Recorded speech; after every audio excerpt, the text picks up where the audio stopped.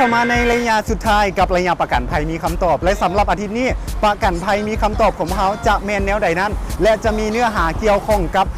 อุบัติเหตุหรือว่าสาเหตุใดนั้นเอาเป็นว่าเขาไปติดตามรับชมประกันภัยมีคำตอบในระยะนี้พร้อมๆกันเลย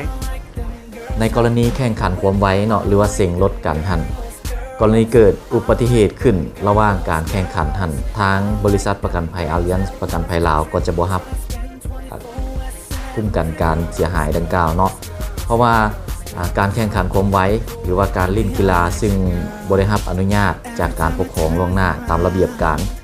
แม้นพวกเราจะบ่ได้รับการคุ้มกันและก็กรณีที่เราจะให้การคุ้มกันสำหรับกรณีดังกล่าวแม้นจะต้องได้รับการคุ้มกันเสี่ยงภัยพิเศษ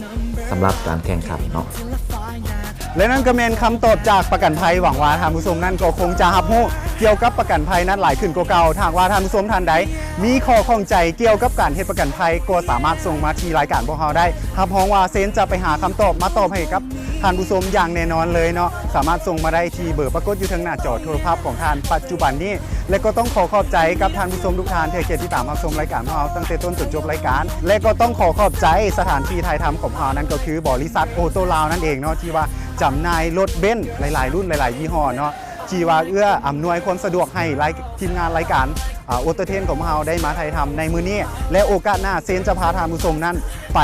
ชมรถอยู่สถานที่แห่งใดอยู่บริษัทใดห้างใดนั้นก็อย่าลืมติดตามรับชมในรายการโอเตอร์เทนและมื้อนี้เซนพร้อมด้วยทีมงานรายการโอเตอร์เทนก็ต้องได้ขอกล่าวคำว่าสบายดี